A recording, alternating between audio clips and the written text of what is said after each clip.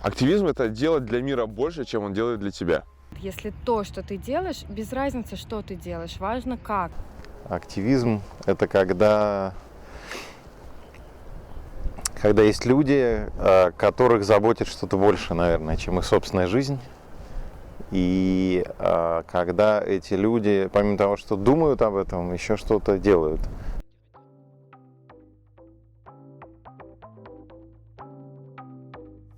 Активизм – это для меня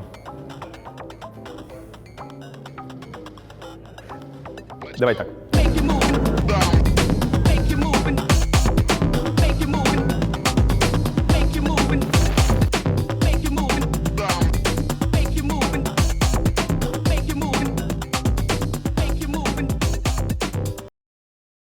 Даже не образ жизни, это базовая какая-то установка действовать.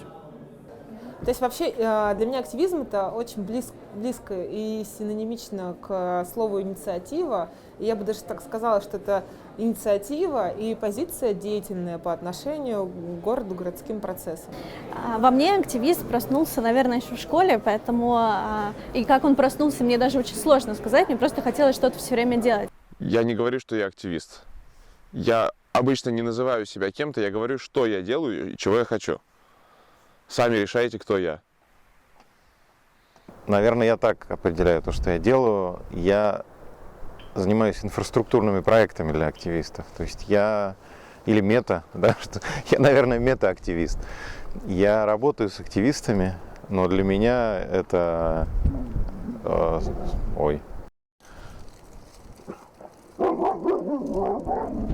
Ты не пройдешь, это называется.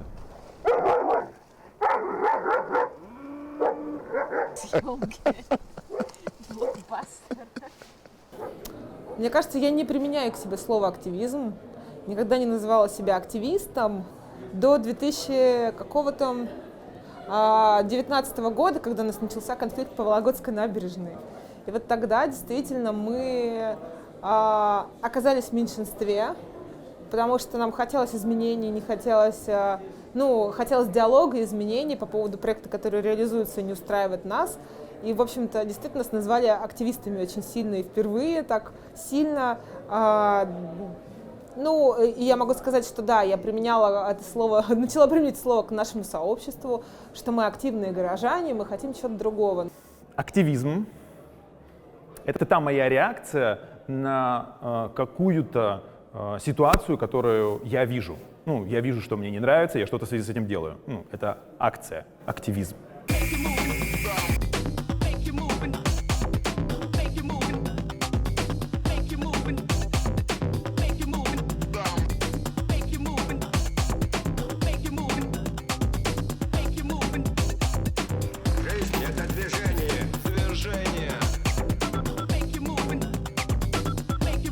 Я считаю, что активизм, волонтерство, безусловно, должно быть модным, потому что больше людей в него включается.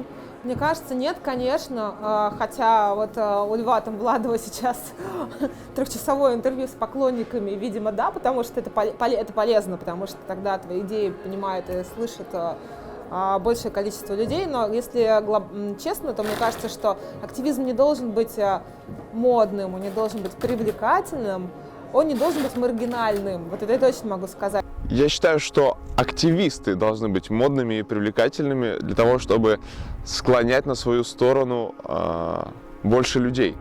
Потому что обычно, активизмом занимаются какие-то фрики. И, вот в обществе есть такое. То есть он там безумный активист. Пожалеем парня. Хорошо. Вот, пусть там играется. Я считаю, что активизм должен быть более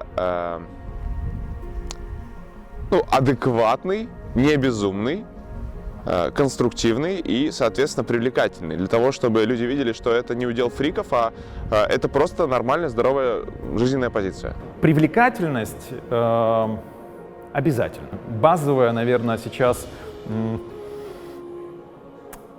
компетенция быть привлекательным. А у тебя получается? Да? Наверное, модным это не самое такое главное. Но он должен быть актуальным, наверное. Я думаю, что статус активизма, в принципе, восприятие, конечно, менять нужно. Он, на мой взгляд, это не здорово, когда он воспринимается как что-то маргинальное. Мне кажется, он должен вызывать больше симпатий, он должен казаться чем-то естественным.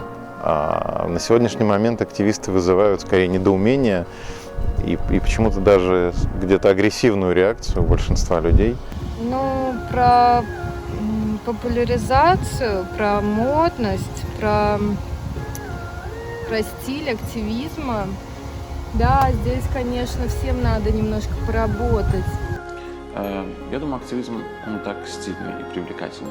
Мне кажется, в больших городах, миллионниках, он все больше выглядит секси.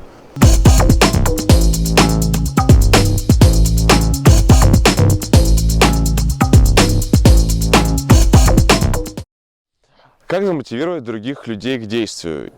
Начать что-то делать самому.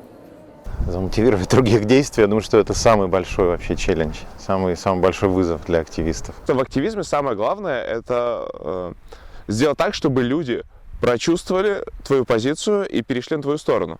Потому что активизм – это уже политика. Если ты действительно отвечаешь за свои слова, за свои мысли, если ты стараешься и по-настоящему честно это делаешь, то люди вокруг обязательно это оценят. И если ты сможешь вдохновить их на это просто своим примером. И весь прикол в том, что я лично показываю пример. Я говорю: народ, я никому ничего не навязываю, я делаю так. Мне кажется, так правильно.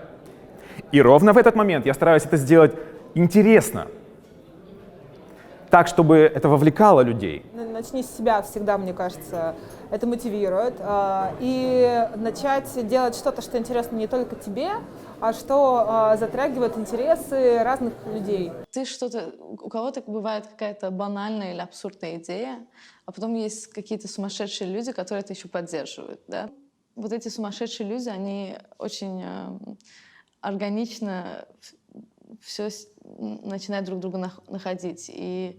Но должен, чтобы кто-то это еще поддержал, и люди это поддерживают.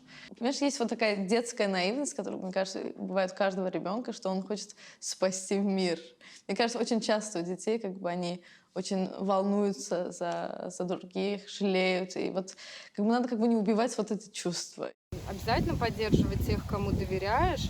И мне кажется, важно здесь говорить таким очень понятным языком, простым. То есть действительно убрать всю агрессию, убрать весь свой ужас. Потому что, да, когда я начала заниматься этими мусорными делами, я просто все время была в ужасе от того: боже мой, очередной кит выбросился и умер, это все мы, грязные люди, сделали, кошмар, нет нам прощения. И это работает, но это немножко съедает, да, тебя изнутри, то есть так тоже не должно быть. Вот есть фокус на разрушении, завалить власть, сменить систему, а есть фокус на созидании. И несмотря на то, что люди больше реагируют на негативную повестку, так устроено наше существо,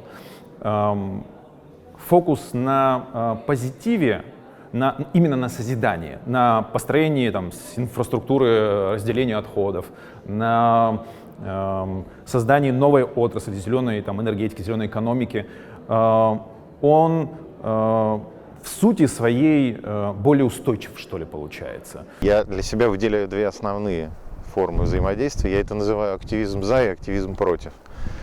До сих пор, и в 90-е годы, наверное, и опять же по причине борьбы с Советским Союзом, с тоталитарным каким-то обществом, активизм, мне кажется, в основном был активизмом против. Да? То есть активисты с чем-то боролись, они против чего-то боролись, они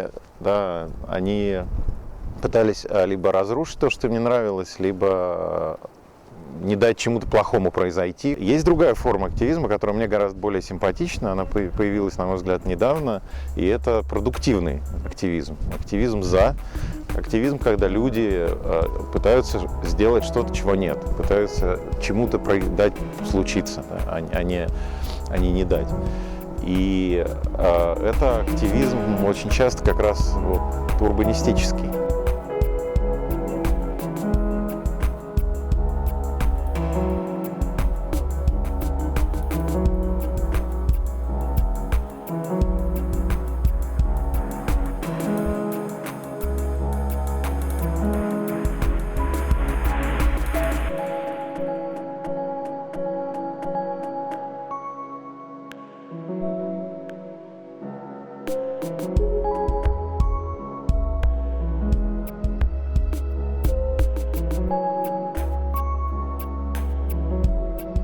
На мой взгляд, это мое собственное определение, потому что какого-то там конвенционального определения не видел, не слышал. Для меня урбанистика – это область знаний и деятельности, направленная на изменение городов, на понимание и изменение городов. Я считаю, что урбанистика – это наука о том, как сделать людей счастливыми в ограниченном пространстве. То есть, допустим, как сделать людей счастливыми в городе.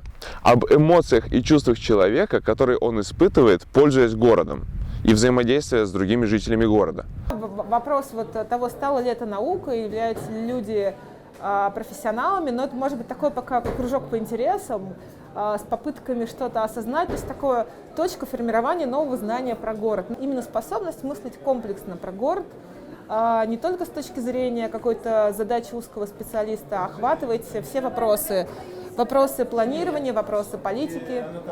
Мне кажется, в России это уже ругательское слово урбанист. Честно говоря, некоторые мои знакомые очень скептически относятся к моей работе. Вообще, я думаю, что урбанист, если очень просто сказать, это человек, которому не безразлично, что происходит в городе. Он в какой-то момент оглянулся и понял, что мы вообще никак не связаны со своим собственным городом. Мы вот ходим на работу, домой, возможно, в какие-то бары, куда-то еще, но мы в отрыве абсолютно от города. А этот город наш, и мы можем сделать так, чтобы мы себя чувствовали в нем как-то комфортно и делали то, что нам нравится. Урбанистика сегодняшнего дня, как он вот сегодня, он очень diverse, очень разный, очень... Он думает обо всем, он думает о гендере, он думает о экологии, он все связывает.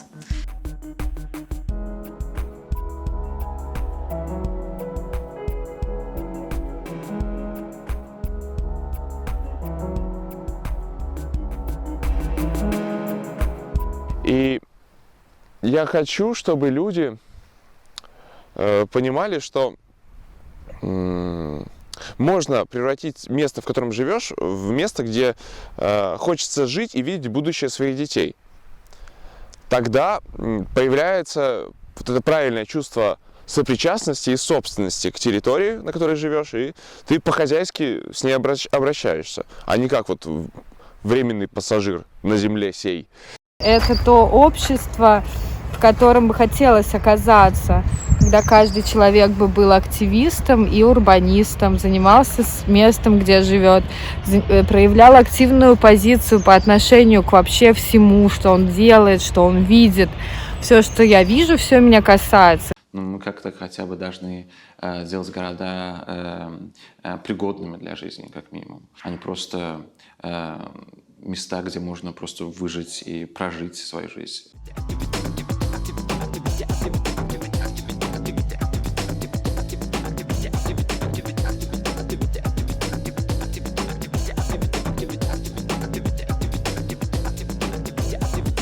Для того, чтобы реализовать какой-то проект, взаимодействовать важно, надо быть готовым к тому, что взаимодействовать нужно со всеми. Надо быть открытым и не быть стереотипным. Есть некая аксиома, что только при взаимодействии власти, общества и бизнеса, но я бы еще СМИ здесь добавила, могут получаться действительно очень крутые, устойчивые проекты, если бы мы все друг друга слышали. Я верю в инклюзивность вообще, то есть, или я хочу в нее верить. Мне вот идея инклюзивности, она очень так интересно, насколько это еще возможно, где ее границы. Поэтому на этот вопрос я думаю, что можно взаимодействовать со всеми для того, чтобы достигнуть этой цели. Я стараюсь действовать и взаимодействовать со всеми, то есть с существующей системой. И мой активизм направлен на созидание, на создание каких-то, опять же, важно, инфраструктурных элементов, которые вне зависимости от того, кто именно будет стоять у верхушки власти, будет работать. Потому что на моем периоде жизни активиста поменялось 3 министра экологии, 2 губернатора и 3 губернатора. И если бы мы каждый раз подстраивали только свою идеологию под то, что сменить власть, то 3 раза власть поменялась. А что в мире за это время поменялось? Ничего. Глобально. Будущее будет таким, какие мы сами его сделаем. И это, конечно, очень важно. И я верю, что такой переворот произойдет, и просто начнется совсем новый мир.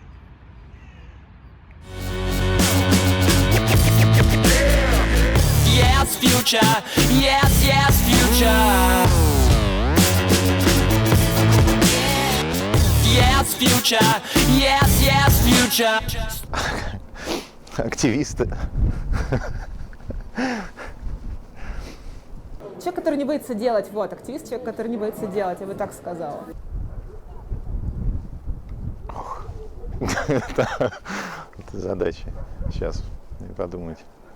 Человек стоящий с гражданской позицией, который не боится говорить о ней и распространять ее каким-то образом. Я активист. Если 2 словами, наверное, активист — это человек, который идет и делает. Сказать про то, что активист — это такой художник, который рисует территорию вокруг себя, рисует свой мир, свое пространство и просто берет и создает его волшебным образом.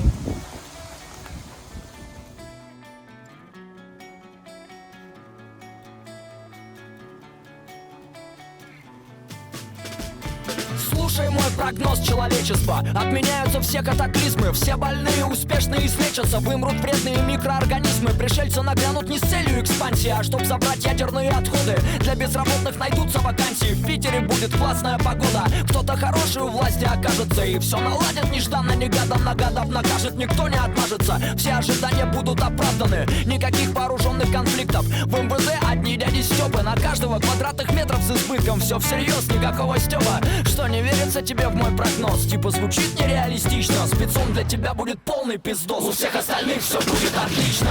Миллионы праворульных «Жигулей» заполнят пространство японских хайвеев. Россия впереди планеты всей. No future — это не наша идея. Нам скоро стопудово повезет. Свежий ветер разгонит все черные тучи. Все черти кадилом по морде получат. Yes.